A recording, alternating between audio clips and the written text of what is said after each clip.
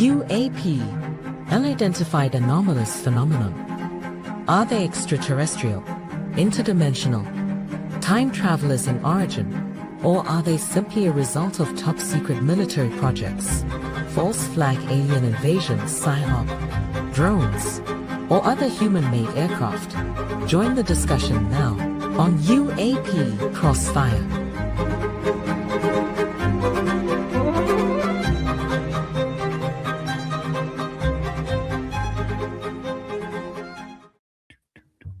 Well, good evening, greatest audience on the planet, to UAP Crossfire.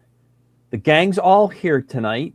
Chris, the Padre, the Silverback, Don Ecker, and myself. Very, very happy to be able to greet you all tonight. Wish you the most merriest of Christmases, Hanukkah celebrations, coming new year. It's been a very interesting year for all of us. We've had a lot of fun on UAP Crossfire, and we've had a lot of fun because of the great audience that supports us and listens to us and keeps track of us. Couple admin notes. First, we need to have a small round of applause for the lovebirds, which would be Don and Vicky, celebrating their wedding anniversary. Here we go. There's the cake. I'm a little disappointed that there wasn't a UFO shape in either one of the tiers of the cake, but I think we'll make up for that next year. We'll have to send them a cake and recreate that picture. Well, Charlie Deuce, a quick little addendum. Sure. We got married on my radio show that night. Wow. On the air. Wow. Wow. Yeah. That's pretty cool. Very cool, in fact. And they said it wouldn't last. Oh, well, anything more than 5 minutes on the West Coast is a record. So congratulations to you kids. You guys are setting the pace. Also, I wanted to throw out, we've talked about it a little bit through the show. Stan Gordon sent out his newsletter. He sent out in advance. I got it. 9 December was the anniversary of Kecksburg. He put some more stuff out on the research that's gone on. If the audience hasn't heard from it, just drop me an email and I'll be more than happy to get that connected, or track down Stan Gordon's website and you can read it. It's an interesting thing that he did some updates on, and it's always a fun case to talk to him about what he's been around on that. Well, tonight we're going to do At the Movies. UAP Crossfire had a really fun show when we talked about books, and we all came in with books that we liked. So we thought we would talk about movies, and I'm going to start off. Bill, I need the one about it has, I think, ABC something mysteries there, and it's Distant Early Warning. I have a very interesting story. Well, first of all, you're right. Go back to that one. I kind of messed that up. So the one that we tabled, because we all have talked about this immensely, is A Day the Earth Stood Still. To me, this is probably one of the best intersections for almost every generation that's ever seen the movie.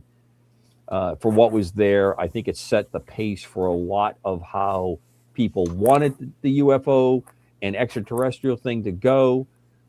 There's just a lot of incredibly poignant moments in that one. So we kind of tabled that one, but it'll kind of come up, I think, through the course of the night. Now I'll take the Distant Early Warning. I apologize there. So I don't know if you guys remember this series. We're all pretty close in age. Wild World of Mystery was an ABC made-for-television movie series that they did, and they did all kinds of interesting pieces. So while I'm talking, Bill, go ahead and put the TV guide excerpt that I had for you. So the interesting thing about this is you can't see it anymore. It is lost forever. And it's very interesting because I've only seen it all the way through once. And I saw maybe the last half of it. And what had happened is the videotape was not archived properly. It was literally sent, the best copy they had, to Australia, where it aired on Australian television, and then it was lost. Now, there's a very interesting group of us that are on the internet that talk about this movie quite a bit. People that have seen it. Of course, it's based on a Bradbury short story, and its basis of the story is the Distant Early Warning site in the Arctic is approached by a UFO. And when the UFO lands, the occupants come into the station, and these are guys that are up in the snow, and they're all dead relatives. Everybody there sees the head of the station, his wife that was killed in a car accident, she's there. So everybody that comes into there, and they have cookies and hot chocolates and the whole thing, and they're just all trying to wrap their heads around this, and they're explaining that, you know, how heaven works and all this stuff's going on. And then one of the guys pulls aside the captain that's running the station and says, the enlisted guy that's parents are here, he doesn't know who his parents are. He's an orphan. He grew up in an orphanage before he came in. He never met his parents. And then they start to figure out this isn't quite the way this is all unraveled. And since it would be impossible to see, there have been numerous attempts to bring it up. The captain, realizes they unmask what they are. They're aliens. They're here to take over. They scan your brain as you approach, and that's how they make themselves look so that you will not be alarmed, and they're going to take over the planet. So while he is hearing this, he grabs the wires of a radio and starts tapping out in Morse code for them to drop nukes on them where they're at and take them and the aliens out to stop the invasion. And that's how it ends. You don't know what happens next after that. But the backstory and the group of us that have seen it, I think we're up to, I would imagine, someplace in the neighborhood of around 12 or 13,000 people that have been in and out of this message site talking about this show, and just how unfortunate that we'll never be able to get it all together. It's a shame. You can find little pieces of it, but the whole show has disappeared. So that's my first entry for night. Chris, to you, sir. Well, first I want to say Merry Christmas, as Commander would say, to the greatest audience on the planet. Thank you for watching us. Thank you for being here with us. We enjoy bantering all about, and we enjoy bantering with you guys. And, you know, the chat is really great. Keep it up. And I hope you have a Merry Christmas and a great New Year's. And anyways, I just want to say to Rick, the best alien movie, The Man from Planet X. Yeah, I enjoyed that one too. I haven't seen it in quite some time, but it's a good one. I'm a big fan, Commander. I'm a big fan of black and white sci-fi movies. I love the black and whites. You know, I think they did a great job. And one of the favorites I have, and I usually get a bowl of popcorn and one of my favorite drinks and watch Earth versus the Flying Saucers. Now, I love Hugh Marlowe, and he's with Joan Taylor in this movie. And it's a corny movie because the way the Flying Saucers come in, they decide to, you know, they just get married. They're driving down a road. There's cars going about them, but none of the other cars see the Flying Saucer, but the Flying Saucer's directly right in front of their car. And they just happen to have a tape recorder going where they tape the message from these aliens. But the thing that I see in every sci-fi movie, when the aliens land, I think it's hilarious. He's either a cop or a soldier. Just start shooting at them. Yeah, I mean, they let's blast the suckers right back to Mars, wherever they came from. Well, if you look at the day the Earth stood still, it happened in the day the Earth stood still. Yeah, every single one. That's one of the things I noticed. I go, what the hell is wrong with these guys? I mean, if you came from God knows where, has this technology, don't you think they brought a couple of sidearms with them too? Maybe just in case these guys are idiots, you know, which in Earth versus the Flying Saucer, these guys get zapped. And I mean, they're shooting away at this, and that we can't hit the Flying Saucer because they got a force field around it. And I'm like, dude, it's time to exit stage right. You know, Snagglepuss, exit stage right. Let's get the hell out of here. One interesting dynamic in that particular movie, though, is the fight between the government, the military, and the science community that's going on. And the scientists kind of getting used by the aliens and making the meetings. There's some interesting stuff that's alluded to in it. Obviously not a big budget film. And Don, you had a remark about that movie when we brought it up earlier this year, that a very famous Marine that did UFO Marine Aviator did UFO. He gets a screen credit in there, and Donald Kehoe was very, very unhappy about that. He was, I guess the best way to describe Kehoe, when it came to this topic, he was a straight arrow. Okay? He was fine with anybody and everybody talking about seeing UFOs in the sky. But back in those days, if you told Kehoe that you saw one land, much less an occupant exit the craft, he immediately dismissed you. For whatever reason, they couldn't accept that. And when this film came out, originally Kehoe thought it was going to be a documentary. And far from it. It of course was not. And he had a conniption about that. So yeah, you're right, Commander Cobra. Totally right. Well, while we're on you, let's have your first movie. Okay, I got to go back to when I was about 7 or 8 years old. The first time on black and white television, I saw the original Howard Hawks movie, The Thing. Now, I got to say, later, I was to do quite a bit of a deep dive on this, and I discovered that The Thing originated from a novella that was published in 1938 in one of those pulp science fiction fantasy magazines. I don't recall, it could have been Astounding Stories or something like that. But it was written by an author by the name of John Campbell, who also was connected with the magazine, was an editor. And it came from a story called Who Goes There? And Who Goes There, which was, like I said, written in 38, was about a group of Arctic scientists that somehow stumbled over what appeared to be an aerial wreckage of some kind that had been in the snow, the ice, for quite a long time, and they discovered a body beside the craft. They dug it up, took it back to their base, thawed it out, which was a big mistake, and this thing was a shapeshifter.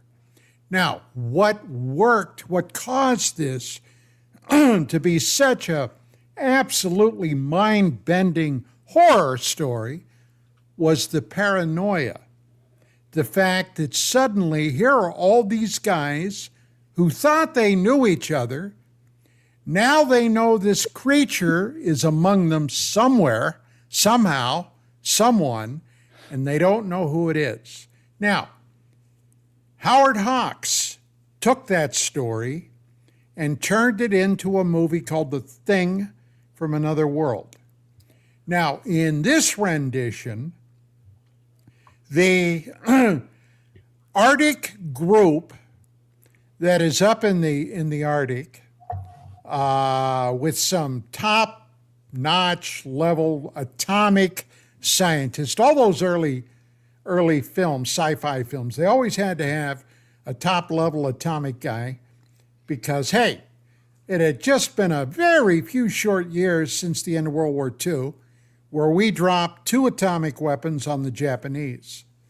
So they managed to photograph something coming down from the sky and apparently crashing into a snowfield.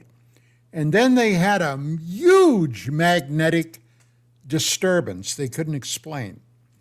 So the Air Force, by then it was the U.S. Air Force, sent a crew up there.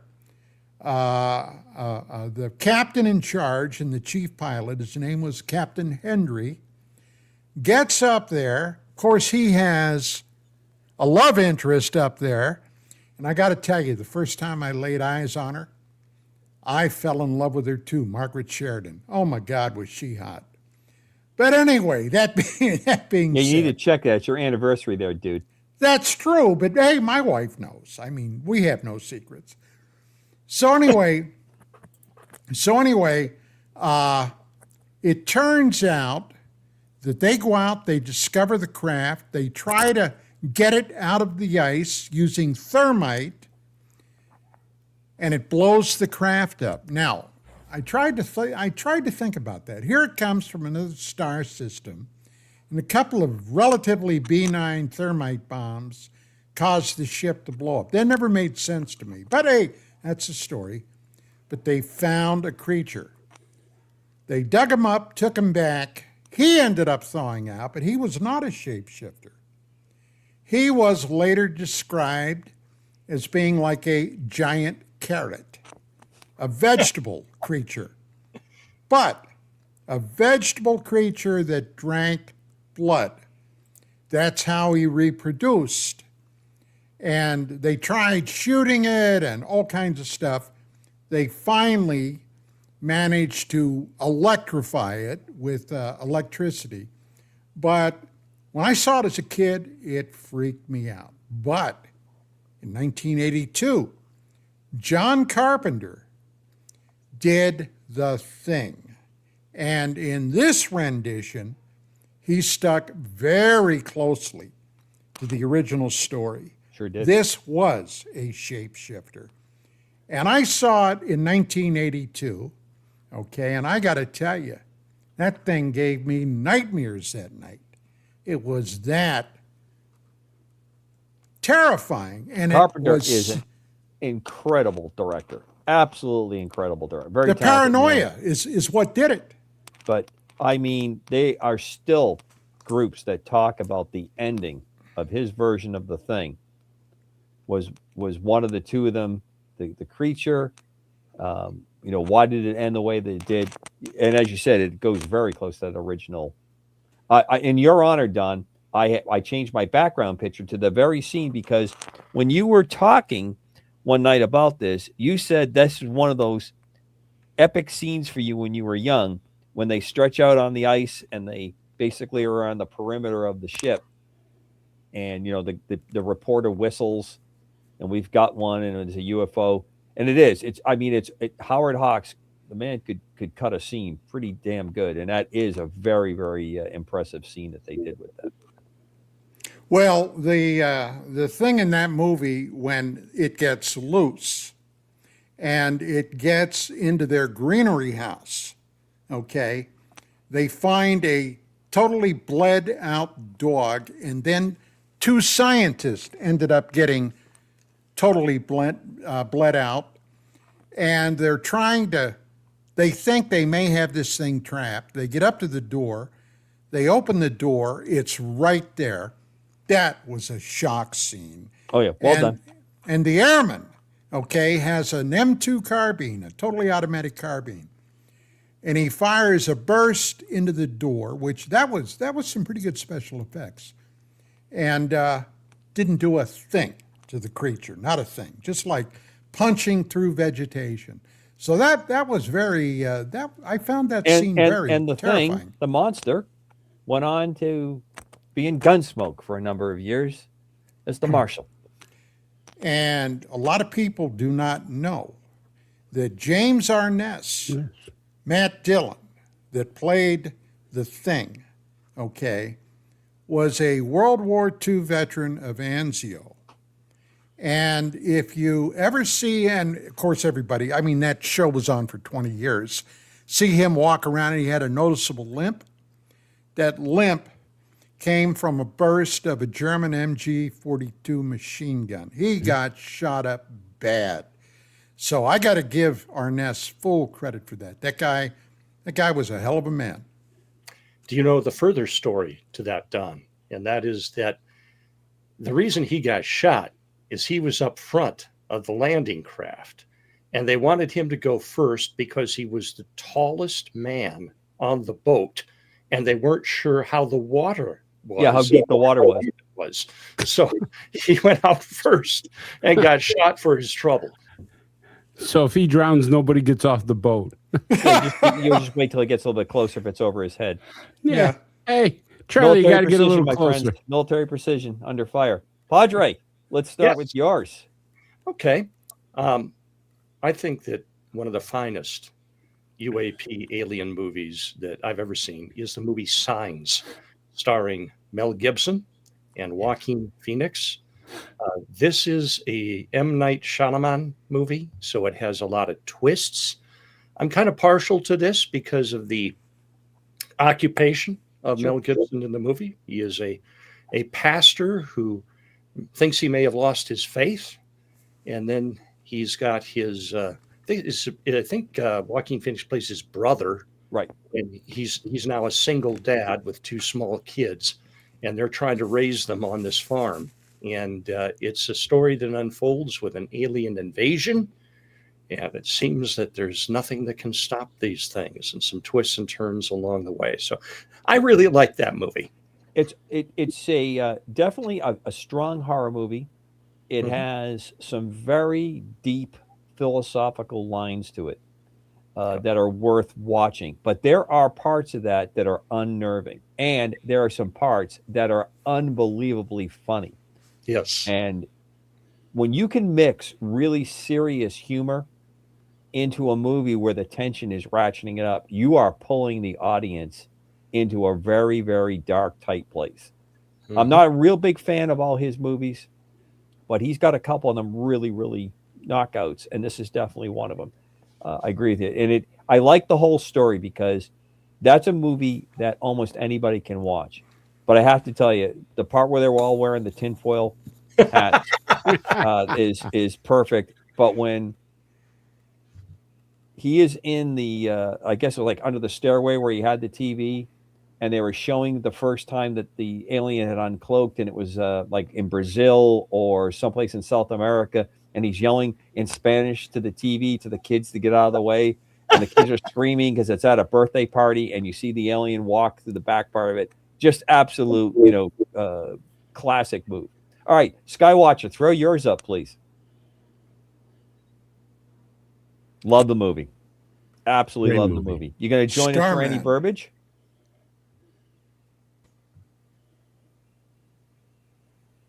I will come on.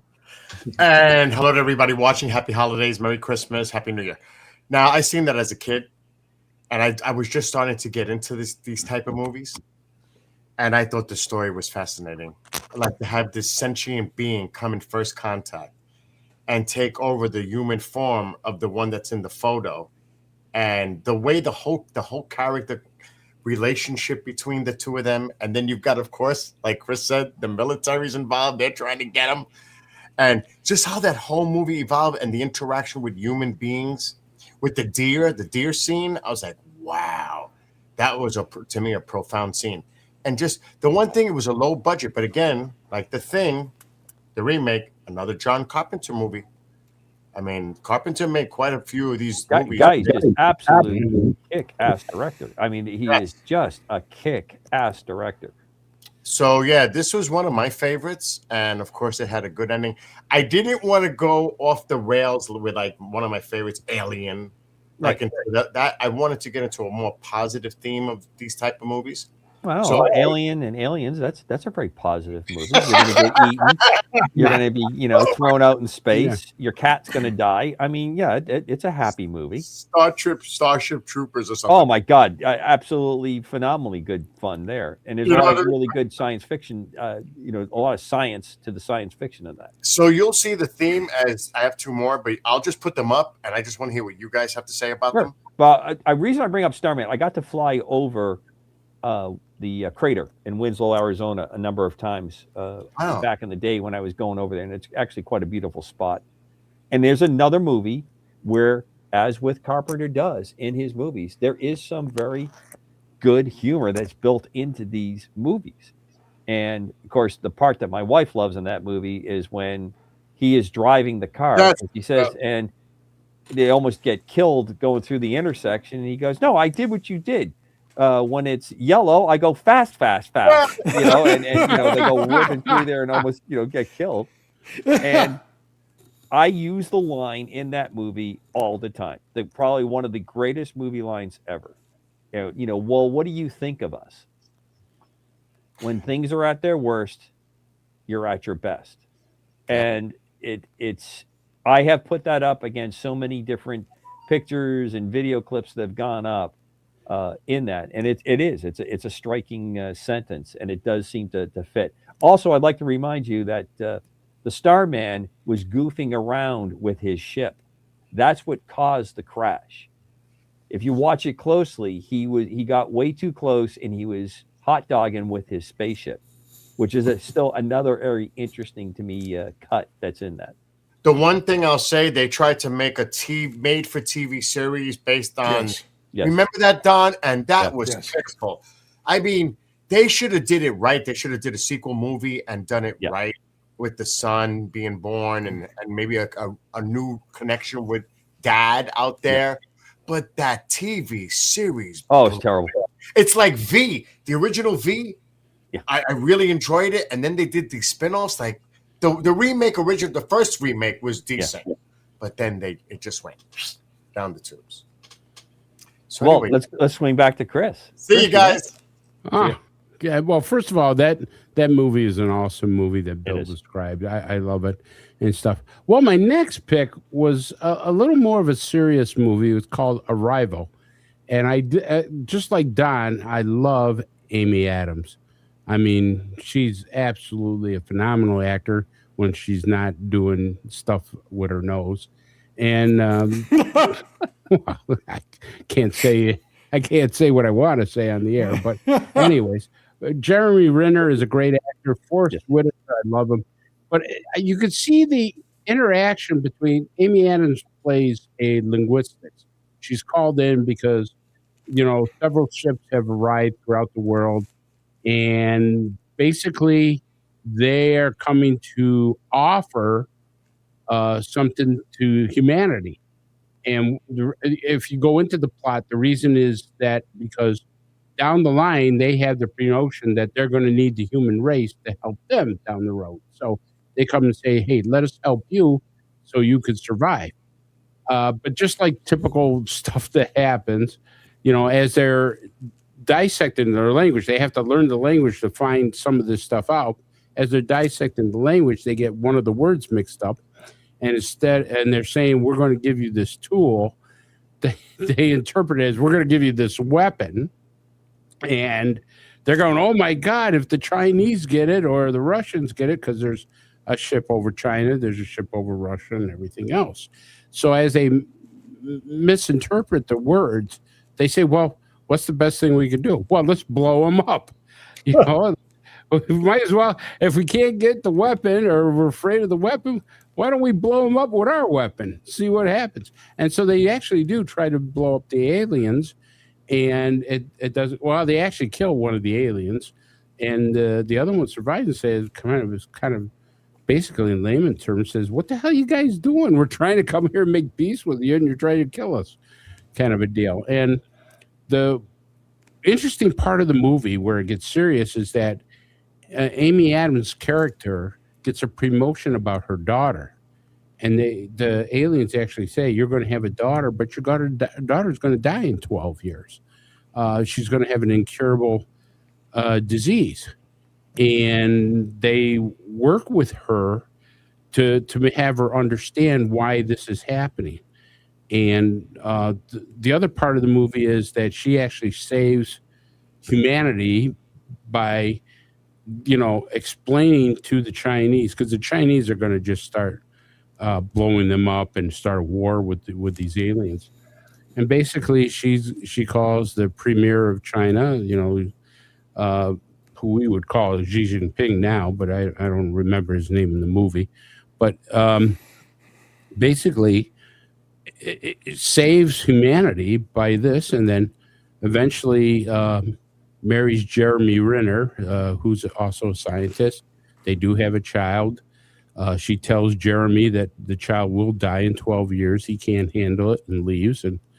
And she basically how the movie goes. I mean, that's pretty much what it is. I thought the acting was great. I thought the special effects were amazing. I don't know how they did those two creatures that they call Abbott and Costello. The two aliens were called Abbott and Costello. And how they were able to do such special effects as they did. It's a really great special effects movie. If you guys really want to see something that will twist your mind, Arrival is the one. Any comments, gentlemen? I thought the special effects were great. I didn't think the story, the movie executed real well. I think they tried a lot of things in there. Maybe it needed to be longer, but it is a good movie, and the visuals are excellent in it. Anything from anybody else? Good special effects, but I agree with you, Commander. It didn't really hold my attention. It was Kind of fell flat. Yeah, it just fell flat to me, just the way it went. And not enough gunfire to suit my taste. Oh, there you go. That's what you always want to hear out of your Padre. Wants to see the lasers and the photon torpedoes. Well, they put the guns aside and just try to use a big-ass bomb. I mean, that's pretty much what they did. Don, your next one, please. Once again, back in the mid-1950s, as a young kid, I saw another movie, at the time in black and white, although it was in Technicolor. A movie titled This Island Earth. Now, when I saw it, I gotta say, it blew me away. I just recently rewatched it and gotta say that for the most part, it held up fairly well.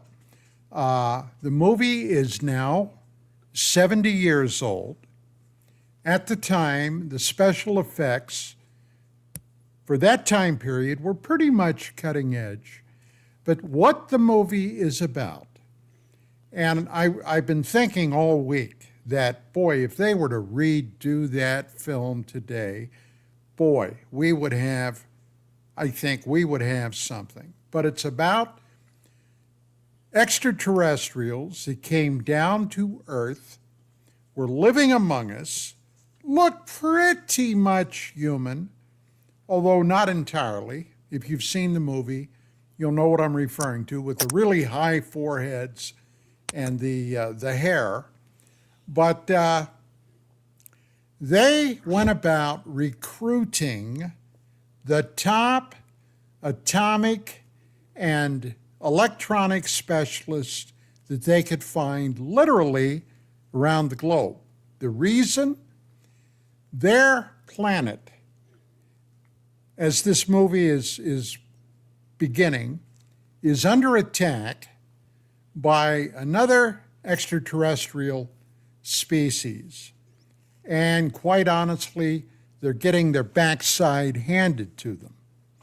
Now, what is going on? These hostile aliens are bombarding their planet, utilizing giant meteorites and asteroids. Now, we know what happened here on planet Earth roughly 66 million years ago, when a giant asteroid impacted, and suddenly sands were done with the dinosaurs. That's what these aliens are trying to do. And their basic protective shield is being fueled by atomic power. The problem is they're running out of things like uranium. So they're trying to get these Earth-side scientists to figure out, can we transform lead back into uranium? That's one of the things that they're working on trying to do.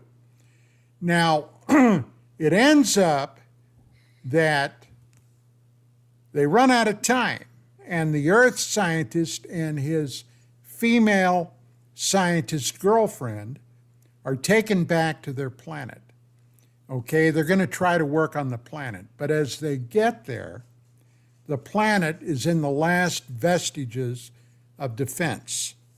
And the planet, quite frankly, gets smashed to smithereens. So the original alien, his name is Exeter, played by Jeff Morrow, end up taking them back to Earth. But as they're going back, they're attacked by these hostile aliens. make a long story short, when they get back, they're released, they go back out onto the planet. His ship is basically too badly damaged and he crashes into the ocean, and that's the end of it.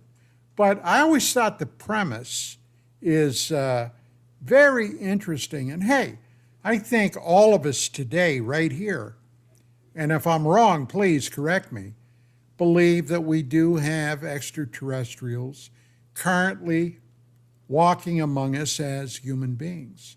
So I found that fascinating. That was intensely interesting for me. I thought the visuals in that movie were astounding. I never saw it in black and white. I saw it in color. And it has some very interesting. I always remember the scene like when they land the ship and they have to like come down from where it lands, and it's that like almost like a mountain kind of conical kind of thing through there, and all the tricks that they had to do with the movie. Not obviously no CGI. They had to do a lot of like almost like a cartoon kind of matte paintings. Yeah, and then have action, stop action cartooning in there, and then depth perception running where they have a big depth of field and the vehicle moves. Pretty well done, and the premise is good. I'm a big fan of those movies. On that, I could have done all mine tonight on those, but I wanted to show that I had a wider range. And speaking of a wider range, Padre, your next one, please. My next one is a movie that didn't get a lot of publicity, but it is a terrifying film called Nope. Stars people you probably haven't heard of. It's got a unique take on UAP. I was particularly intrigued how they took the type of UAP that tends to hide in the clouds and made a movie about it. And I can't say a whole lot about this film without major spoilers. So let me just say that this is one you don't want to watch alone, and you want to make sure you leave a few lights on. Wow. It delves pretty deeply into the horror genre with the basis of UAPs. I found it kind of disturbing, to be quite honest with you. It's one of those movies that I don't know if I could say that I really enjoyed it or liked it, but it's a well worth watching, if that makes any sense. It's such a different take, and I think that's what drew me. And they're not definitely our space brothers, and it takes a twist on the whole UAP discussion as to what they are that we've occasionally talked about, sort of been skirting around. Right. And definitely worth a watch. Yeah, they definitely played that one. Skywatcher, throw yours up. So I'll go first. I love the movie. Obviously, having been living in Pensacola, stationed there, it has a little play in there. When she's a girl, and then when she's with the aliens, they create it. Although it didn't look anything like Pensacola, but that's what the aliens thought Pensacola looked like. I think a lot of the stuff that was done in that movie is absolutely excellent. When you think of the behind the scenes, the all the things that are going on there, the budget that basically has two, and then it's not, you don't have verifiable proof except when she comes out, because she's only there for what appears to be an instant where she, time has changed. I think was really well done. I think it was a very, very interesting movie. I liked the fact of the dynamics that went on with the religious aspect, the sociological aspect. There's just a lot that happens in that movie, and one of my favorites. It's a good one. Chris, you got any reaction to it? I loved Contact, and I thought it was a great movie where I really think that they had got to the point where you can almost see that happening, where the alien race would give us a little bit of how to figure out time travel, or not time travel, but space travel in the way it is done. What got me was the scene on the beach with Jodie Foster when she thought she was seeing her father, Right. and they basically said, well, this is the form that we thought you would be comfortable with. But here's the amazing part is that, and I thought this was very intriguing, is that just like with the grains of sands here, we weren't the ones that came up with this. This has been done long time ago, and this is the process that everybody has always done. And so maybe in a way, maybe that's what we're heading, is through a certain process for us to be ready to accept other races in the universe. But I thought Bill picked a great one with Contact with Jodie Foster. It was outstanding. Don? Jodie Foster shone in that film. And I found the part where she was originally communing with these extraterrestrials. And like you said, it only seemed to take a few seconds. But if I remember correctly, they had her wired up with some type of microphone or something, and they had 18 hours of blank tape Right. when she came back. So that was, I thought that was extremely clever. But you know what? Chris has often mentioned that, you know, these aliens, by golly, if they're coming down here, why don't they do something to prove their good intentions? A better mousetrap, for God's sake. A way to get rid of the plastic pollution in our oceans. A more peaceful transfer from fossil fuels to another sustainable energy system. And so far, that hasn't happened. Although, hey, in full disclosure, if that were to happen, that would screw up world economic things for God knows how long. But maybe medical breakthroughs, cancer cures, something along those lines. And we haven't seen it. And even if they provided that, here comes the imponderable question. Would our betters allow that to come through? That's the question. Well, you're back to the premise of the X-Files. Yeah. Yes. Yes, Dan, I any am. reaction to Contact? I like the movie. It's been a long time since I've seen it, but I thought it, as far as Jodie Foster movies go, you know, I'm generally not a big fan of her movies, but I think that ranks up there as probably her best in my view. And it was an interesting storyline. Found the ending was a little unsatisfying, but interesting look also into the deep state and the politics of the whole thing, as Don alluded to. There's a lot of fun aspects to it. It's definitely a sharp movie. Skywatcher, go ahead and throw my next one up. So this one I attribute to Don. Don turned me on to this movie, and it's a demanding movie, is the way I'll put it.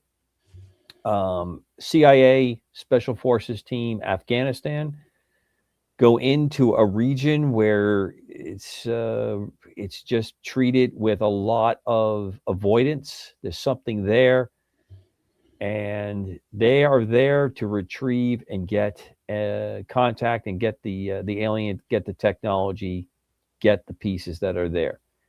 And it has a kind of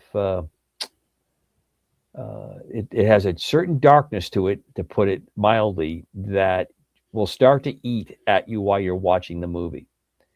And we have knowledge of this, these beings, the entities that are there, the ship, the locals, stay away from this particular part. There's the dynamics of the Central Intelligence Agency having a certain program and design what they want to pull on this. These Green Berets are kind of pulled up in the middle of it. They're treating it like they would any tasking or mission that they have, and it has, to me, it has a realistic ending. If I can put that, Don will probably be able to help backfill us, Liz, because the reason I say it's realistic is there's a transference, there is a connection that's made with one of the members of the team, and he's being brought in and studied at the end, and things are just going to continue to go as they have and move forward. It to me, there was a disturbing aspect to it as well, and we've had a lot of stories. I remember from World War One, the first one that I had ever read, of during battle alien encounter, alien activity around it, and I think it was a really interesting premise to go with. But Don hooked me up with that movie a number of years back, and I usually pull it out about once a year to watch it again, and I find it's just as difficult or just as entertaining, however you want to look at it. It doesn't seem to mellow with me at all when I watch it. So I'll start with you, Don, since you're the one that brought me to the movie. Any thoughts there? Oh, yeah. Yeah, quite a few thoughts. My wife often accuses me of being extremely skeptical and very suspicious. Okay, and hey, I'll be the first to cop to that. I am. But I did some thinking about that. Some very deep thinking. And I came to the conclusion that it began back when I was in Southeast Asia. Now, the kind of stuff that my unit was doing in Southeast Asia, and I've mentioned this a number of times, were involving intelligence matters. But as a result of that, we were Army, and we ended up colluding with CIA and NSA. Now, actually, the NSA was our supreme authority, okay, in the Army Security Agency. They were the top dogs, but the CIA was involved in a lot of stuff. And I learned early on, and had it reinforced by other people in my unit, senior as well as guys in my NCO ranks, that the last thing in the world you want to do is ever to put your fate entirely in their hands, because in the right circumstances, I'll just be very blunt, they got no problem shit-canning you if it works in their favor. So, make a long story short, yes, that's where I think a lot of my skepticism, and nay, should I say it, even to an extent paranoia, basically began stemming from. So this film, first time I saw it, boy, it drug up a lot of stuff from my time in Southeast Asia. And the CIA asset that was attached to this SF group was a guy by the name of Benjamin Keyes. And the first time I looked at that guy, and remember, this is a film, right? This is a freaking movie. But I looked at that guy and I said, I wouldn't trust that son of a bitch any further than I could pick him up and throw him. Well, it's good casting. No, they set everything up to not make you not be happy right from the start. And I don't think you would disagree with that. Nope, not at all. Cobra. Okay. But it's definitely a movie that's kind of under the radar. Chris and Dan, any chance that you have seen this movie? I have not, but what Don is saying is one of the movies I got to see. Me too. I definitely got to see that. That's incredible what you're saying.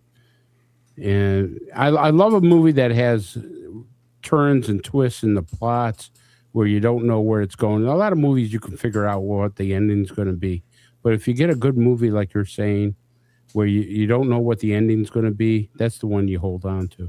This one gnaws at you the whole time. And there's one other thing that I'm going to put into this that I don't think Don may, if we talked long enough, he probably would have brought it out. Don shared one of his books stories with me, and it deals with a vampire. But the thing that I found interesting in that is that I almost feel like they kind of lifted some of your characterization in your writing in the objective, because of the way you set that book up and the things that are happening and the people that you wrote about that are around this. And there's a couple characters in there that you just would never put your back to them. You would always be very cognizant of the fact that they're driving something pretty evil, and they're very happy to be doing that. And as Don said, if you get eaten along the way, well, that was because that was just how fate worked it out, because we have a higher objective, and that's just how it is. It's I agree with that. That was a really interesting part. All right, we are going to Chris's next movie, please. And just take a quick check on the time. Chris, we'll probably get you, and then we'll be getting pretty close to break. All right, well, real quick. My next movie is called Mars Attack. This is completely different. Now, I will tell you, before I saw this movie, I saw the lineup, and I said, this has got to be a great movie. It's got Glenn Close, Annette Bening, Pierce Bronson, Danny DeVito, Marco Short, Sarah Jessica Parker, Michael J. Fox, Pam Grier, Rod Steiger, Tom Jones, Natalie Portman, Jim Brown. I mean, you're figuring that a movie like that is going to be, hey, they must have paid a lot of money to have that goes in there. Well, I saw it, and I go, these guys must have been drunk when they signed that contract. Because I go, jeez, because anybody who shows up on the set for a Tim Burton movie has to know they're getting on to something pretty crazy. Yeah, the movie is absolutely fantastic. Yeah, I mean, the special effects were amazing and stuff like that, but the thing comes out, and the thing is, and shoots a dove in the sky, and then they just started shooting this is the first time the aliens started shooting in any movie that I saw. I go, hey, these guys are blasting the hell out of them and stuff. Now, I to just make this quick, I saw the movie the first time, and I said, yeah, I don't know if I want to see it again. And then the second time, I sat down with a bottle of bourbon, and I actually enjoyed the movie. And the strange thing, I started understanding what the Martians were saying. I gotta say, gotta get drunk to watch that movie, and you'll have a blast with it. So, listen, that movie has a certain affection for me because it played a lot on one of my deployments in going down to Antarctica. It was on quite a bit, and everyone would do the ack. That started up, and I was coming back to land on the ship, and it was just farcical what was happening on the ship. They acted like they didn't know we were coming back at the time that we were coming back, and people are running around, and the radio calls are, they aren't going the way they're supposed to. And we're listening to this, and I thought I was saying it on intercom, but I was actually broadcasting on the radio. And for those that have seen the movie, you'll understand the remark. God, there are brains exploding on that bridge like a Slim Whitman song playing in the background. And unfortunately, I broadcast that to a large part of the Pacific that afternoon. And a number of people on board the boat knew exactly what I was talking about. So it's to me, there's a lot of fun in that. No one took themselves seriously in that movie. They did a great parody on the Howard Hughes kind of aspect to things in there. They've got that piece in there. They made fun of all the movies that we talked about from the 50s and 60s, right? I mean, the head on the dog body, and the heads rolling around at the end, and no one really does the parts that you think they're going to do in that movie, except for Jim Brown. I mean, the part where Jim Brown is dressed as the gladiator, and he's punching out the Martians. and that Martians are pulling out, and they got their little muscles, and they're all getting around him, and the plane goes by. I mean, there's just countless good stuff like that going on.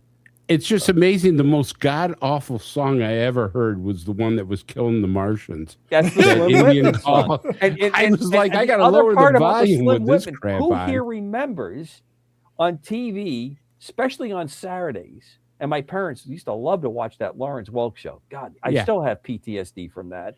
I'll never be able to get that straightened out. They used to have a commercial for Slim Whitman. And one of the things they used to say about Slim Whitman, he was like 32 weeks, #1 on the British some record, count that was going on. And when he heard the guy singing, I mean, he's got a great voice, I guess, but it's just nothing I would ever want to listen to again. And here it is featured in this film that this is the one. And that's a complete takeoff on the Japanese movies where they make a noise that causes the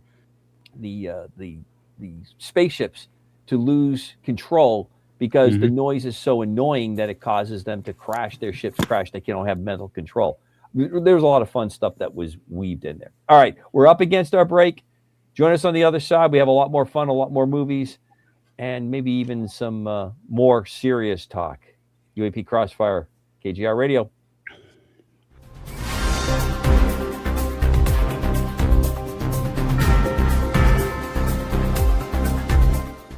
Hold on to your seats, Cosmic Explorers.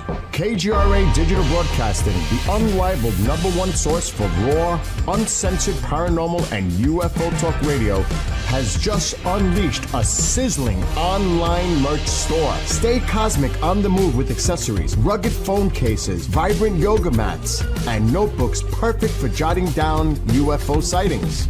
Ignite your obsession with the unexplained through bold, exclusive gear that demands attention.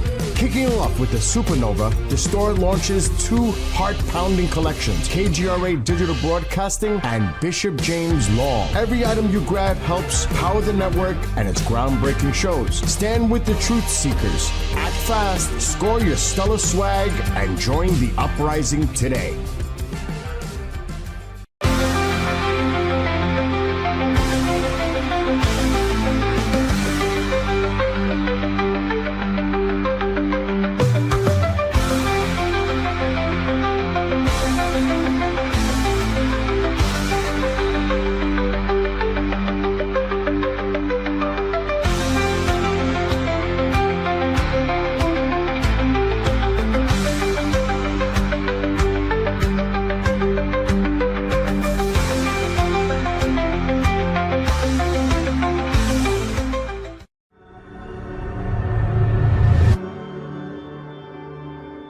MUFON is the voice of thousands of like-minded people who want to see change. We speak up against UFO secrecy. We engage governments and agencies around the world on the topic. We share information with the public through our journal, website, newsletter, social media, and even our own TV channel. When you join MUFON, you add your voice to the cause. Few things are more important in our time than understanding the UFO question. Join MUFON. Find your friends.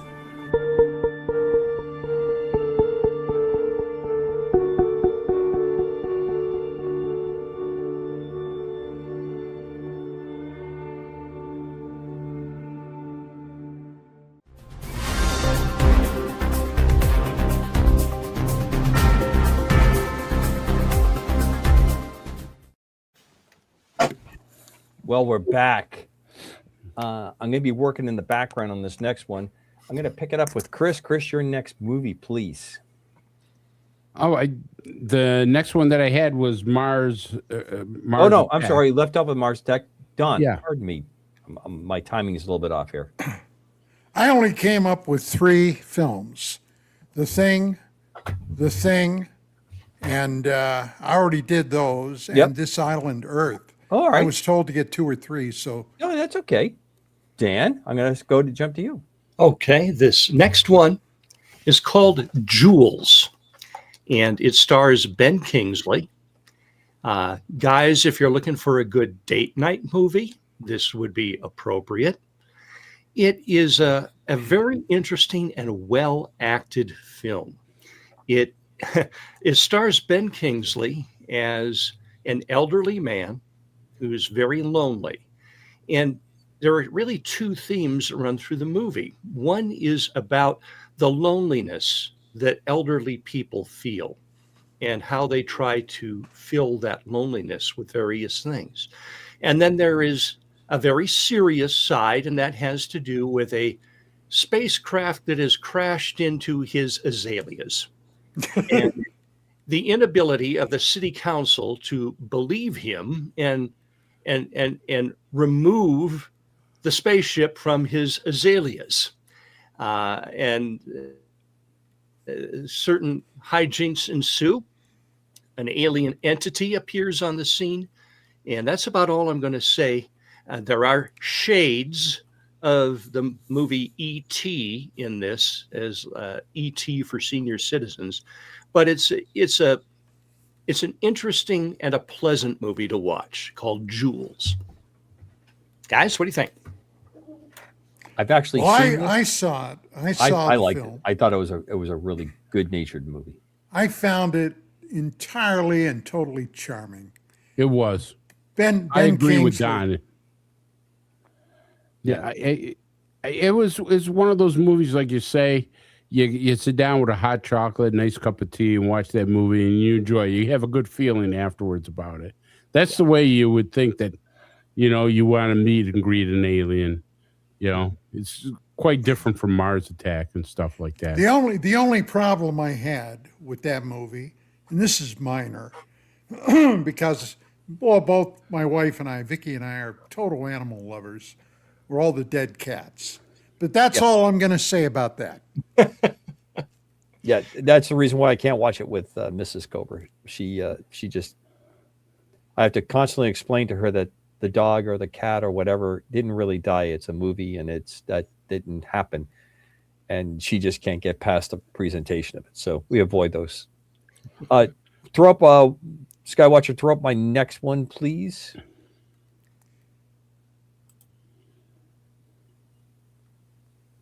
So This was one of those really big ones for me because I grew up in the New England area. This is about Betty and Barney Hill. It was, I think, some of the best performances you could have ever had out of this. The deep connection to Franconian Notch, the White Mountains, where this is to have occurred. And there are some second orders of connection. I had family members that actually were in the postal service that worked in the same postal warehouse building that Barney did. And over the years, I thought the movie was, for a television movie, I thought it was very well done. I think it brought a lot of points out. I don't think they took too many licenses on it. And over the years, it really helped me to follow a little bit more about them, to find out that, Mr. Hill really didn't want to talk about the UFO part because he was very strong into civil rights movement and continuing that. He thought that was going to be a distraction. And, they didn't really seek fame on it. There's just a lot there. I thought it was well done. And it was one of those, and I know tonight I've hit a couple of the TV movies, but most of these movies that I saw the first time, I actually saw on television. I did not see them in a theater the first time. And some I've never seen in the theater because of the age of the movie. Most of them I've collected over the years. But Betty and Barney Hill, the UFO incident, Chris, what do you think? Any reaction? You ever see it? Yeah, well, first of all, I've always been intrigued by Betty and Barney Hill just simply because of the star map incident where she drew a map that everybody claimed was false. There's nothing there. And then years later, they find out that it's exactly what she drew. And that's always been intriguing about that. And of course, I know Kathleen Martin, who's a relative of Betty and Barney Hill. She actually has some of the evidence that was actually she has Betty's dress that she wore that night at the abduction. And so I've had a wonderful talk with her about Betty and Barney Hill. And I got to tell you, you were spot on about Barney really didn't want to have the attention to this. He kind of shied away from a lot of it because he thought that this would bring a lot of problems to his life. From what Kathleen Martin told me, he just and did I think not want that type of. He was pretty perceptive that it did, obviously. Right. And stuff. But I mean, they were also terrified. I mean, they were afraid that it could happen again. They were, just people would hurt them and stuff like that. And if you don't mind, I have just one other movie I really like to share with people, because I'm, like I said, I'm a big fan of the 1950s black and white or the remake color movies. And one of them was the Japanese movie called Battle in Outer Space. Mm-hmm. And I think it's just a hilarious movie because you have all these Japanese military people fighting flying saucers and aliens, and the aliens are all Japanese too. So you get Japanese our aliens tend to be Caucasians. So I mean, what's the deal there, dude? Well, I don't know. I mean, tall whites and little green men and stuff like that. But I mean, I guess, hey, whatever. I guess you could do it. But I think it's kind of comical that you have, Japanese aliens, talking Japanese. And of course, the movie, they always, their mouth moves. And then 3 seconds later, you hear the voice, so it's one of those. So, would you have any that, discomfort? No, I'm going to explore this with you, Doctor. You have no discomfort with, Caucasian aliens speaking English. Oh, okay. That doesn't seem any less fantastic to you than a Japanese film with Japanese aliens. I don't know, but that picture right behind you there doesn't look like too much of a Caucasian to me that we have there. I mean, not that one there. And stuff. I'm talking about the one behind Commander. He's talking about the invasion of the saucer men. And of course, while we're looking at my backdrop, one of the great movies of all time, Plan 9 from Outer Space, Ed Wood's seminal production of that. Absolutely the backstory on it. If you've never seen the Ed Wood story, you've got to see that movie. The guy was absolutely out there, but I mean, just phenomenal. And I'm going to say, listen, he didn't have anything for money. Not Boris Karloff, forgive me. Bela Lugosi died while he was making that movie. He had a chiropractor to fill in the scenes. He did a lot of backdrops in there. The UFO alien portion of the movie isn't actually that bad if you watch it. You just can't help but laugh and watch it. But the stuff that was happening in that, of course, Tor is in it. I have a good friend whose call sign is Tor. It's a very fun movie, but I was just picking on you for your character. No, that's fine. I'm surprised that a Japanese movie would have Japanese-based aliens. Well, if I ever see a Spanish movie and there's Spanish aliens, then I'll have to. I can find you one. It won't take me very long to find one. I'm sure you can. And I guess then we can ask if you want them with their clothes on or off. We can have those movies too for you, thrown in there pretty quick. Well. I'm sure there's a lot of Filipino movies that are maybe aliens doing something that we don't want to talk about on the show. But I don't even want to think about it. And already the Padres working on a he's going to throw holy water on me. A cleansing prayer. A cleansing prayer. Thank you. But I will tell you, I love those old Japanese movies. There's where their voice and sound doesn't sync with the picture, and Godzilla or like this one, the spacemen come down, and they just when you think they're taking over Japan, and they only fight in Japan. That's the thing. There's nothing like going on any place else. It's all Japan being attacked. So, yeah, those darn Japanese making Japanese movies for Japanese audience. What are they thinking? Yeah, how dare they? How dare they? What do you got there, Dan? Kentucky Skywatcher mentioned a film, and I said, how could I have forgotten this one? Buckaroo Banzai. Oh, yeah. Oh, yeah. Dimension. Has a cult following. It's tremendous. If there was ever a movie that begged for a series involving these characters. This was it. And they dropped I just loved how they kept congratulating that he drove through the mountain. I was always one of my favorite sub parts of that movie. I heard you drove through the mountain. Congratulations. It was just so well done.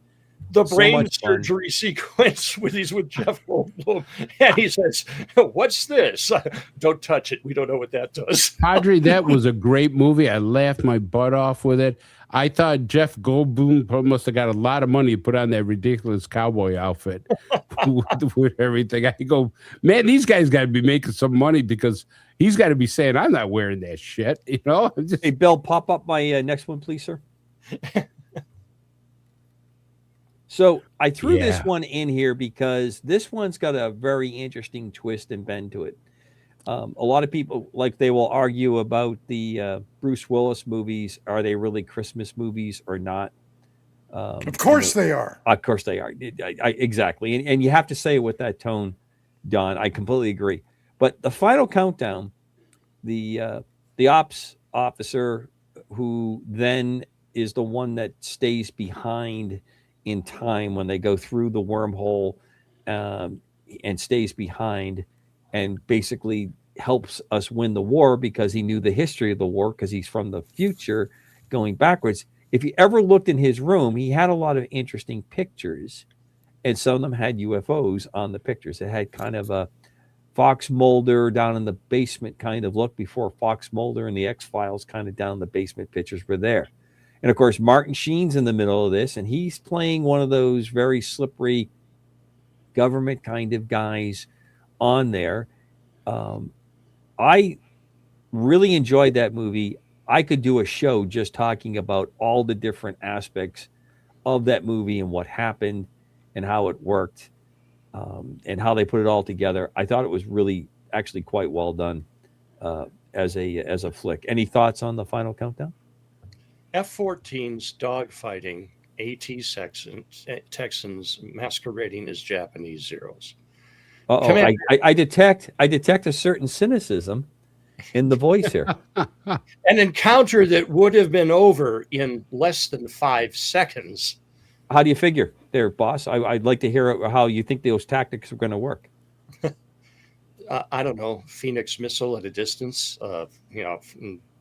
blow them up that way. But to get in a gunfighting dogfight with something like that, when you could literally fly circles around it. That's the problem. You would have to fly circles around them because they're so much slower. Actually, getting into a gunfight is about the best way to have handled that. That's what's happening in a lot of the battles that are going on now with high-speed jets and low-speed drone aircraft. So actually, the accuracy on that was pretty good for that, in my opinion, believe it or not. The Phoenix would not have done a good job because it wasn't a very big target for the Phoenix to hit. The Phoenix was designed to hit ships on the surface and big bombers that were moving at fairly high speed for closure, believe it or not. Maybe you could have got a SAM Sidewinder on there with the with a radar return there. Probably not the AIM 7 would have done very good, but the Sparrow might have been able to get some heat source, but it would have been pretty tough. That little airplane could have given them a really tough time. That there's no way an F-14 would have ever outturned a Japanese Zero. They never would have got inside the turn. Never in a million years. I don't care how far you put those wings. They never would have been able to. If they did, they would have been so low on energy they would have come out. So I'm going to dispute you a little bit on your characterization that it wasn't just playful. The other part is they didn't know what they were encountering. They didn't know they were back in time when they first had it happen. I always thought the best part of that was when they're on the boat and they see those jets fly by and they want to know what the hell FDR is up to and what secret stuff is he been doing and what's the crap going on with the Navy. It seemed to be a fairly realistic play on that. To me, it's got a lot of really interesting science and science fiction laced into it. And then the decision, are you going to stay or are you going to go back? And obviously, I think everyone's probably seen the movie. Don, any takes on the final countdown?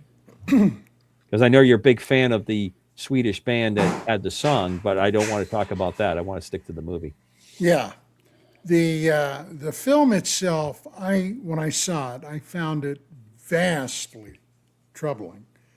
The concept, the proposition of here's this aircraft carrier, 1980, that somehow gets sucked through a time warp, ends up 1941, right before Pearl Harbor.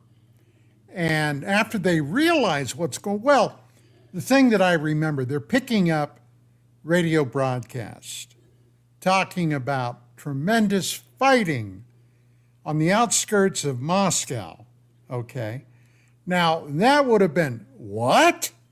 Okay. We just left the real time. What can this be? And then when they finally realize that somehow they're in 1941, what the hell do? You know, a Japanese fleet is headed toward Pearl Harbor. You know what their intent is. How do you react to that? And on a gut level, I would want to send a strike package first thing and take out all those Japanese aircraft carriers. But if you did, then what? What does that do to the stream of history? And I don't know. I just found the whole concept troubling in the extreme. There's some interesting parts to that as well. You know, they launch because they're not sure what's going on. Like you said, they're getting some strange radio broadcasts, and the captain of the ship, and I have great affection for the Nimitz because I served on the Nimitz for a short time during Desert Storm, and so it's always going to be kind of one of my favorite ships because of my time there. And they launch those exploratory patrols when they get on the other side of the storm. They're trying to figure out what's going on. They got the Hawkeye up so that they can try to get the air picture. And as you said, Don, now you have to make the thing. And of course, that's what's going on inside the room, you know, with the captain and Martin Sheen's character, you know, this whole we can reshape history. But would the ship still existed if they had stopped it? Or would the ship have disappeared because it may have never been built because the whole thing would have changed? Would the people that were on there not have been born? I mean, time travel stuff like this, when it goes like this, is to me the ultimate time travel story is the one that was done in Outer Limits. If you remember, Martin Landau, the spaceship lands and he's a librarian in the future and he's all malformed. And he explains to the astronaut that, this guy came along and he caused germ warfare and it wiped out the population. I'm the last of the people. So the astronaut says, we got to go back. We got to figure out how to get back. We're going to go back in the time. So he takes him back with him. And as he's going back through, Martin Landau gets to come back to our time and try to find this man and this woman that are going to get married, that are going to have the child that's going to wipe out the world. And the astronaut disappears when they go back to the warp. And he lands and he has the ability to kind of shapeshift or give an impression that he's somebody else. He does interfere with the marriage. He leaves with her back into space to get away. And when they hit the warp again, he disappears. The kid was never born because he disrupted the marriage. So he disappears. And there's the woman in her wedding dress because he stopped it at their wedding, all alone in space in this spaceship. No past, no future, because it's all gone a different direction from when she left. Wow. Time travel stuff is fun. But you really have to have your A game to me to make it work out. And obviously you need to check your tactics with Padre if you're going to have jets and propeller airplanes going. Bill, do you have another one to toss in there? So I'm glad you brought this one up because I think it's a really great one to end. At first, I did not particularly like this version because I think, it went in a direction I did not like. I really like Keanu Reeves. I think he's a phenomenally good actor, but I just didn't like the whole environmental message that was there and the stuff going. But as I've seen it a few more times, I've really grown to appreciate it, and I really appreciate his acting in it. Chris, any thoughts on the new one? Yeah, I actually enjoyed it in some parts.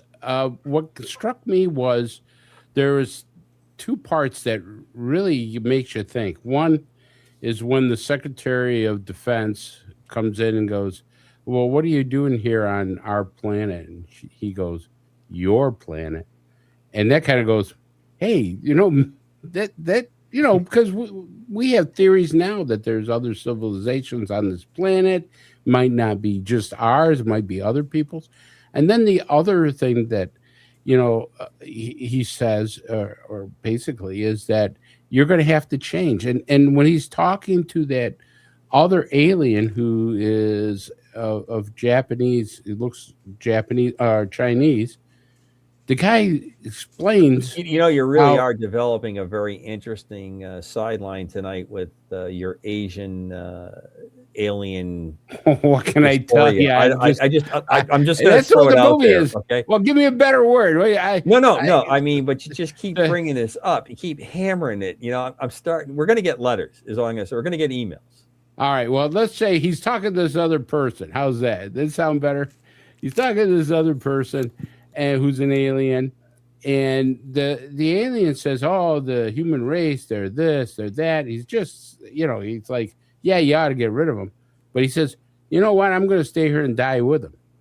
He says, "Because I've learned to come to love them," which is it's a love-hate relationship that you have with the human race, and we all have it. We hate things that happen here, but then you see wonderful things that happen here. It was an excellent movie. I enjoyed it. I love Reeves as an actor. He's super. I like you say, you have to watch it more than once to really enjoy it like you did. Because I just had a negative attitude because they were messing with a movie that was, to me, iconic, and I just didn't want. I didn't want to appreciate that. So the first one was A+. Let's jump to Dan's last real big thing here, because I think it's a really good one to jump into. There's a lot of fun around it, and we have we've got some very family ties to it. So let's jump into Dan's last one. My last one tonight is Independence Day, and that really was a movie that I enjoyed watching. I've probably seen it 3 or 4 times. Will Smith is excellent. Jeff Goldblum is superb. I'm going to ding you on that. I'm going to ding you on that one in a second because I want to hear your explanation on something. But go ahead. I'm sorry, I didn't mean to interrupt. The way that they dealt with the alien threat, kind of a hat tip to the 1930s Orson Welles radio drama. That a virus that destroys the aliens, but getting that virus to them. You do have to really suspend belief sometimes in that movie, sometimes in a major way. But I really like it. It's got action. It's got humor. Mm-hmm. It's got interesting alien beings. Brent Spiner, otherwise known as Data, in Star Trek Next Generation. He's in this one as the kind of goofy scientist, and he does a great job. Just an all-around fun movie. I think they hit all the points in that movie. The facility, the president that doesn't know what's going on so that he has the deniability of what's happening. Jeff Goldblum is over the top with his whole rendition. Well, his dad's the one that's really over the top. His dad was just tremendous. He's a good boy. I mean, you want to talk about how they just they played it all in there. What I'm surprised on Dan is, and I'm going to call you on quickly on this, Dan, before we go to Decker on this movie, is that you were upset about the F-14, not using Phoenix missiles and blowing them out of the sky and all that. Mm-hmm. Yet you're comfortable with an F-18 guy who somehow can fly a helicopter. That's like somehow everybody has that skill set. Well, you see that throughout the movie. The biplane crop duster can fly an F-18 suddenly. Well, he was an F-4 pilot before he did the F-18. And the president, who has been out of the cockpit, and who knows what he flew years ago. Yeah, there are plot holes like that. Yeah, but Oh, it's just a fun movie. Oh, I agree. I agree. I just, I want to kind of get your take on it. I guess I got it, and it's like Well, it's no go. Cobra, it's no go. No, I get it. I get it. It's no go, Cobra. It's no go. You are going to suspend disbelief. Now, let's talk about Don Ecker's connection with all this. Well, at the time, of course, Vicki and I were publishing UFO magazine, and we got word on this project. And honestly, now this is like, oh, good God, over 30 years ago. But we made some contact. We knew, in those days, we knew a lot of people in the television and movie industry. And we ended up going over and having some meetings about this. And we decided to do a big issue themed special issue on Independence Day. Now, when we did that, and when the movie finally came out, my heaven, that was one of the biggest events in years. For weeks, this thing was running almost 24/7 with lines, if you remember, going out and extending all the way around the block, people waiting to get in to see this.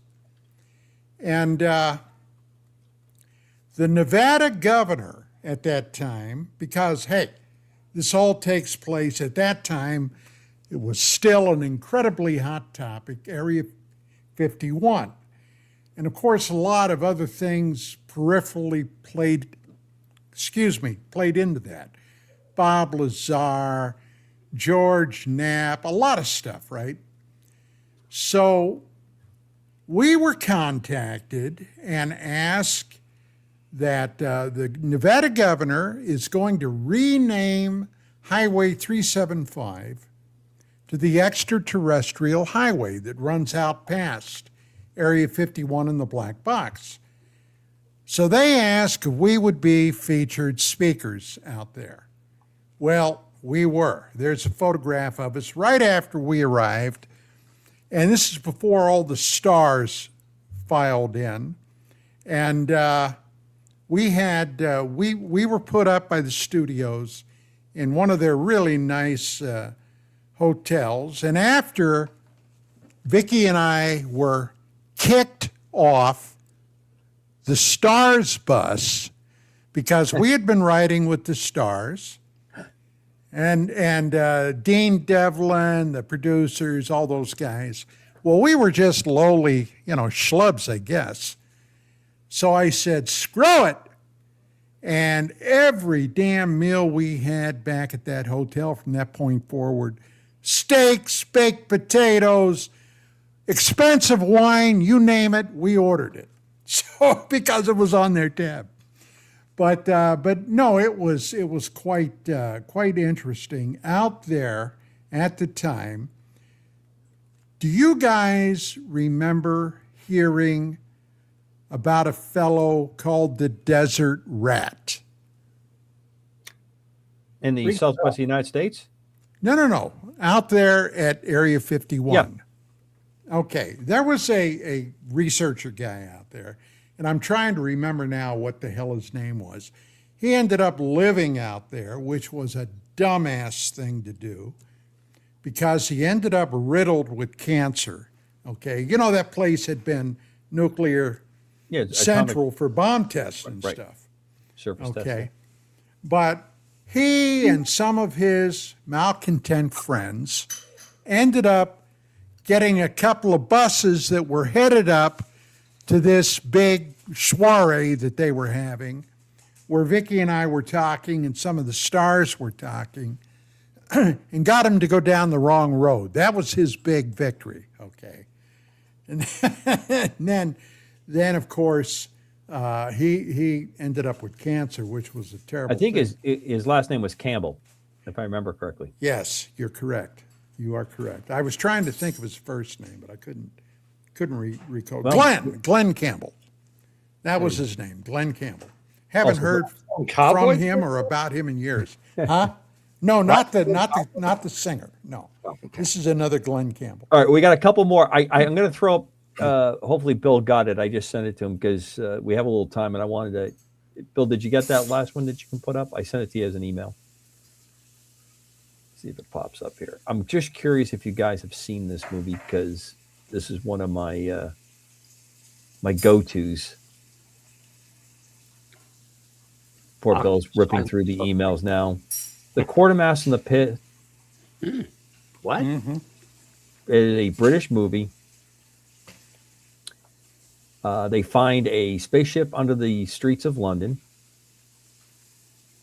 and it has English aliens? And yeah, and it has. There's not one Japanese or Asian person singing in this entire film. So, Chris will be very comfortable with this one, and they speak the King's English. But there's a lot going on in this movie. There is kind of satanic kind of overtones that are going on.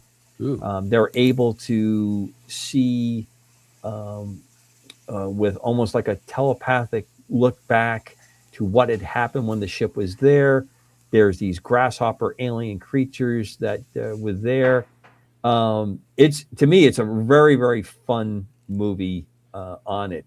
And there, if you haven't seen it, it's worth thinking of. It doesn't show up very much. In fact, I have a copy of it, and it took me forever to drive to find this copy of the movie. Have any of you seen the movie? Yes. No. Yes, I have. Well, we've given them a good review, and we know Chris can watch it because he won't be distracted by lips moving and unsynced speaking. There's actually a very pretty woman, and that seems to be a very important part for movies for you guys to watch. So you have all the things that you need there. And for the Padre, it has some interesting good and evil kind of stuff in there. They insert some stuff in there pretty darn good. Okay, we have a clip of the new movie that's coming out. If you don't mind there, Skywatcher, we can throw the clip on real quick. Dan brought it. If you found out we weren't alone, if someone showed you, proved it to you, would that frighten you? Good morning, Kansas City. Let's take a look at today. Let's. Today is. Today's.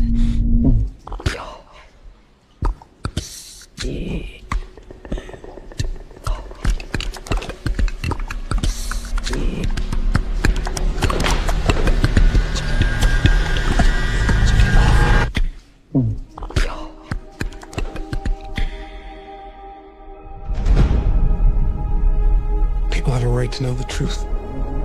It belongs to 7 billion people. What is it? You wouldn't believe me if I told you. So I'm gonna show you. What are you gonna do? Full disclosure to the whole world. All at once.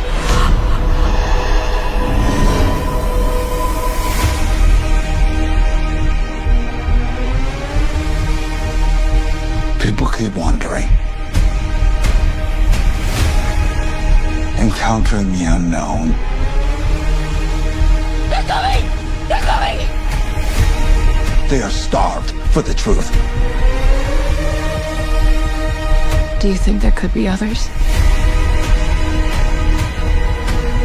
Why would he make such a vast universe? Yet save it only for us?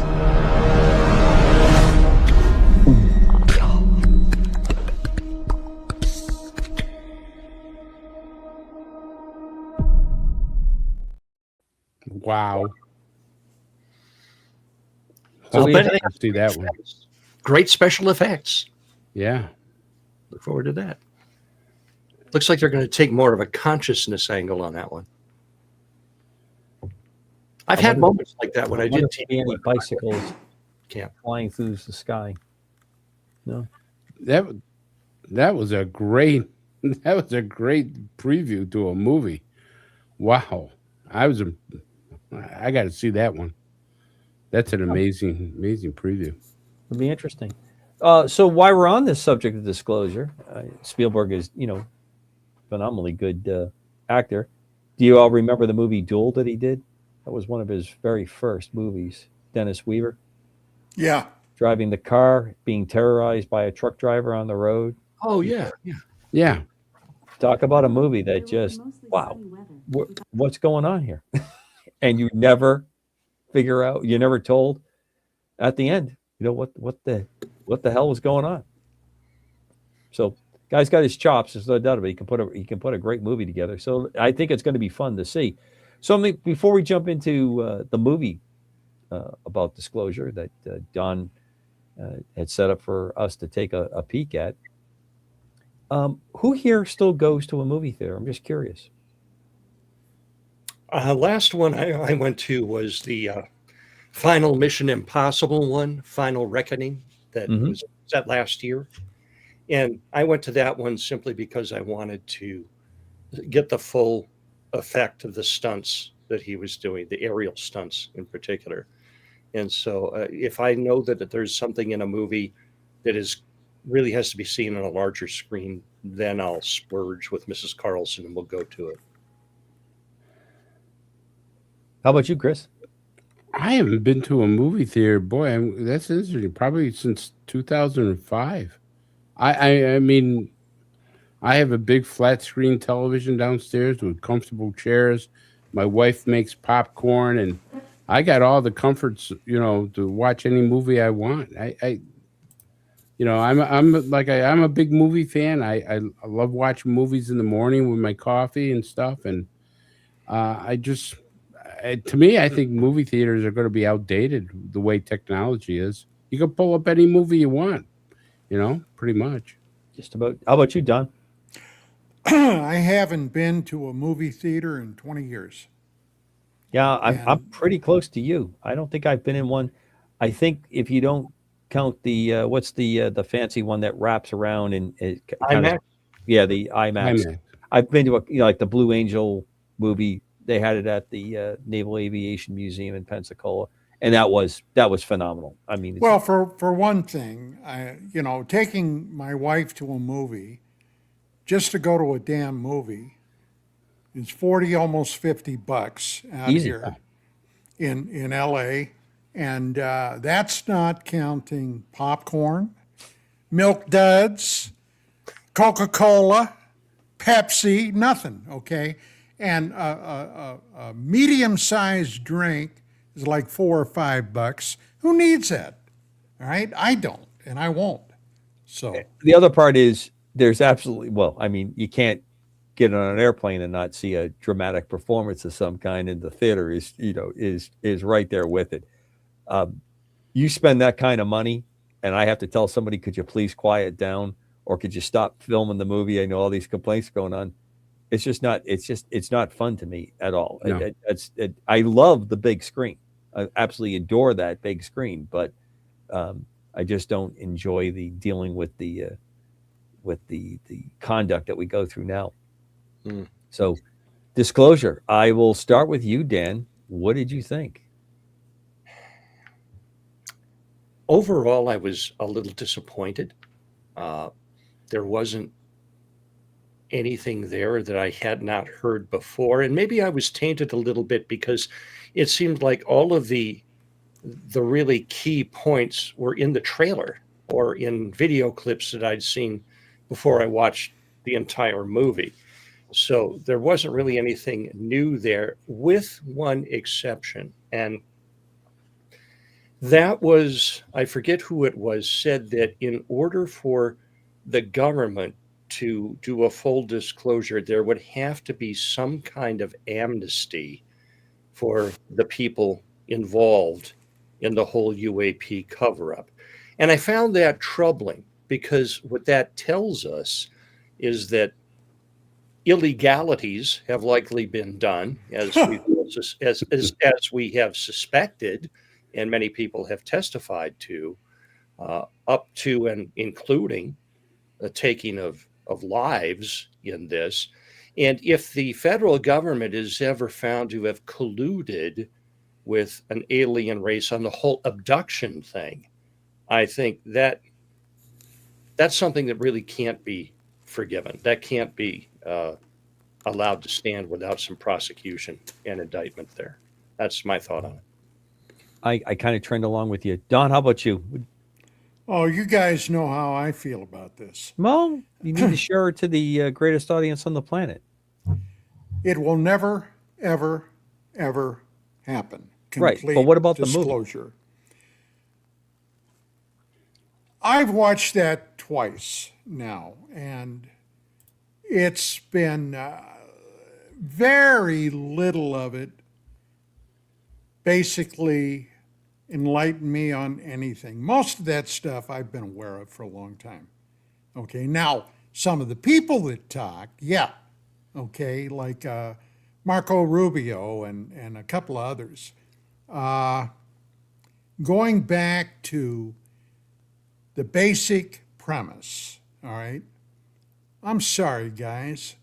I am as convinced that this is a dog pony show, as God made small green apples, all right? They are sitting, the powers that be, whoever in the hell they are sitting on something that is dark, dark, dark. And they're not going to let it go. Now, what that reason is anybody's guess. Perhaps it would be entirely too shocking. Perhaps they discovered something involved, for example, with abductions of human beings, with mutilations of human beings. I don't know, are you guys aware that I researched that 3 going on 4 years, the whole human mutilation thing? Were you guys aware of that? Absolutely. Yeah. That is terrifying. And right now, down in Brazil, there is something going on in some remote areas and regions where native villagers, okay, who have had to arm up, their people have been victimized by strange 6 and 7 feet tall beings in some kind of armor and helmets. They call them the face peelers. Bodies have been found with their faces literally cut off. What the hell that's all about is anybody's guess. But you know, there are some very bad things going on out there that most people in this country are not aware of.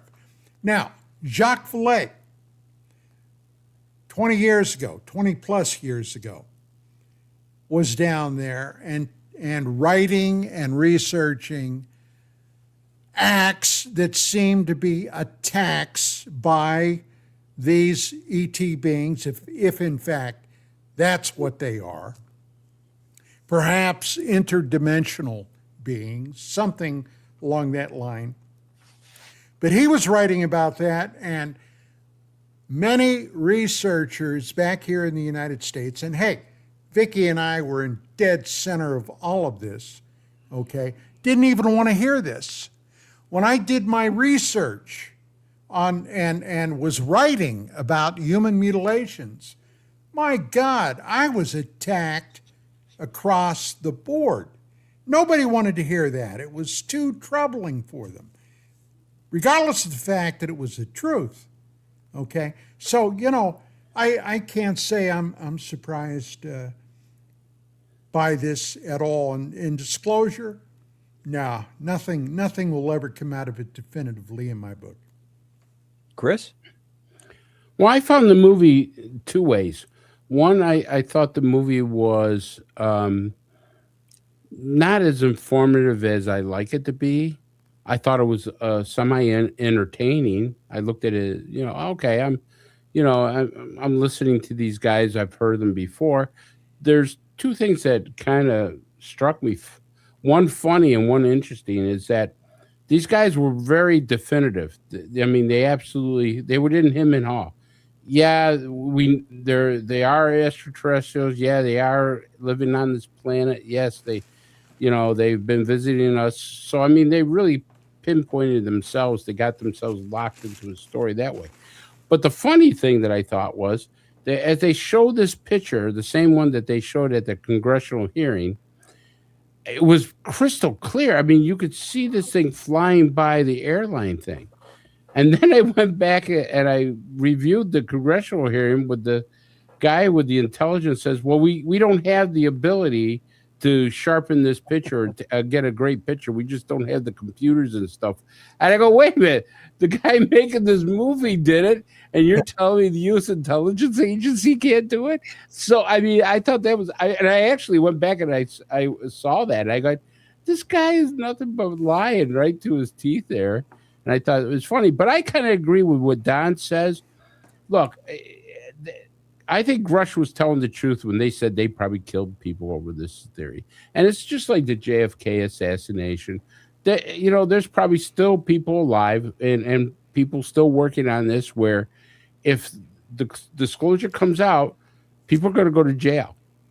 People are going to go to jail. I mean, there might be indictments and things of that nature. So I think they're just going to hold off until, it comes to the point where everybody that's involved with some really nasty things are dead and buried, and they can't do anything about it. And that's usually how you look at some of these things. So I approached the movie. I tried to be as neutral as I possibly could going to the movie. I didn't expect a lot out of it. The things that you've all said, I've kind of lined up with. Of course, I crack up. So did we dumb down the picture for the congressional hearing? Was it intentionally blurred up, or did he do a computer enhancement and AI'd the thing to make it look clearer on that, or is that the original footage? Those kinds of questions come up. Obviously, I tend to fall more into Don's camp that we have gone way down a path of so much lying, so much deceit, so much, people can't handle this, and conclusions that are made, and, secret this, and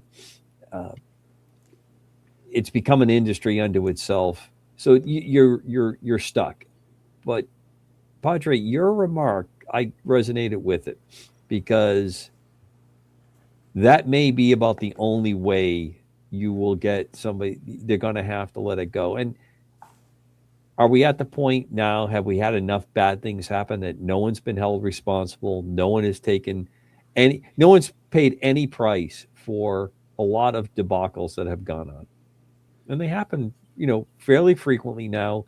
They're pretty poignant. They're out there in the media, and we seem to not to be outraged. And we're outraged for a day, or whatever it is. But our cycle of reacting to this kind of stuff has really gone down to hours. If you can survive 6 to 8 hours, you're okay. Because in the same town, but a different avenue. Let me ask Chris a question, because I got roped into the other day watching the first press conference at Brown University about that mass shooting. Chris, did you watch any of that?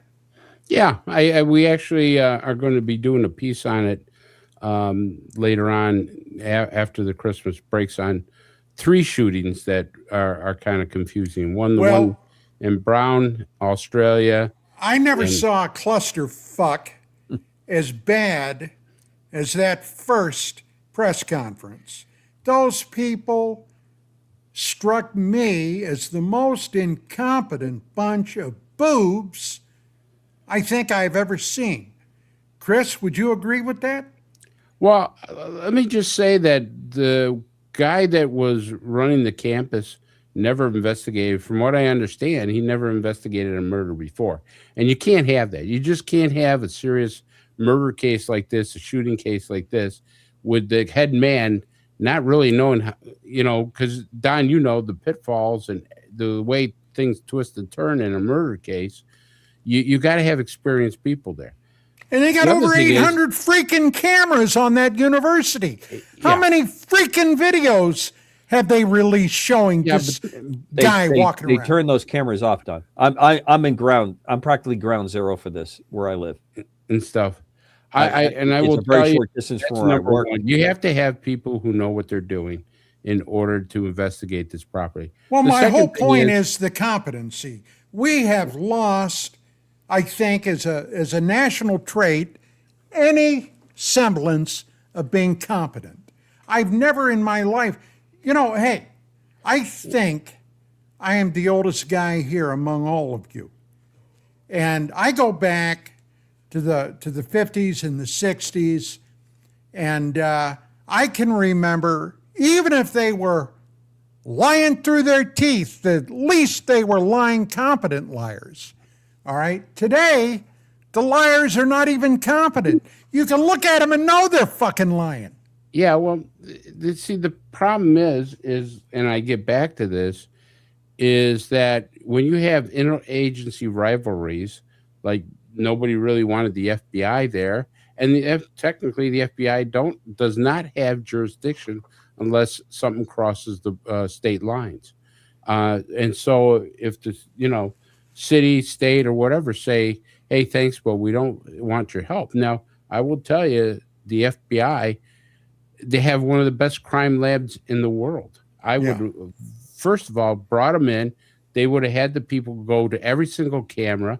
They would have had the technology to do it fast to be able to do that. So now, cameras will be shut off. Cameras will be rewound. Some people don't put tapes in. Some people don't back them up. And that's going to happen. I've had that happen several times. I'm going to jump real quick because I want to jump in on this to say there's a template that's been applied here. And I used to think that this may be a template that was created around UFO/UAP. You parade out a bunch of people who don't really know what they're doing or talking about. This is horrendous. You can't imagine the amount of saturation in the media, the local media of New England with this situation. If you put all of New England together, it probably gets close to where Dan lives, or maybe half of California. Okay, so everyone in New England is looking at this, hearing about this, being bombarded by this. And of course, there's some very interesting aspects how the conspiracy stuff is being ginned up within minutes of what's going on that. That's by design. That's not just people that are cranks to get in there. There are people trying to dissuade this. There's active disinformation that goes on because they're trying to cover for other bad decisions that were made. It appears that the head of security didn't have qualifications, didn't have credentials, didn't get credentials at a previous job, ends up at this job. There is sustainable reports that most of the cameras were turned off because they had a lot of folks that were in a pro-Hamas attitude, that they didn't want those people to be seen because those people are being prosecuted for going after this. Now it's tied to the MIT professor. It's almost certain when I came on air with you guys tonight that the same vehicle or a vehicle very close, someone that looked like the shooter, is the same person that took out the MIT nuclear engineering professor. There's ties in that, because who incidentally was Jewish, was an Israel supporter. Right. Okay. And that is something that they did not want to come out. Right. And it's just this is the kind of, but I go back to every time, look at the congressional hearings. Look at what was paraded at the congressional hearings for UAPs.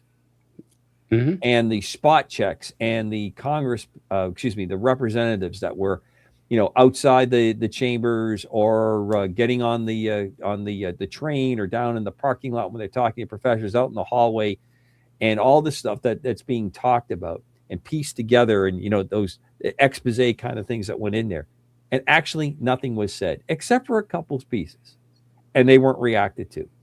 And like you said, Don, the stuff that got you pretty upset, as a former law enforcement person, I can completely understand why you're getting so bent out of shape with it, because there was things that were said that were just so patently, that's all that's been talked about on the local talk radio up here. Does anybody get in a room and prepare for these things, or are they just going to come out saying stuff, whatever stupid, silly thing that comes to their heads, they're going to go say? Now, we're coming towards the end, and I want to quickly run in.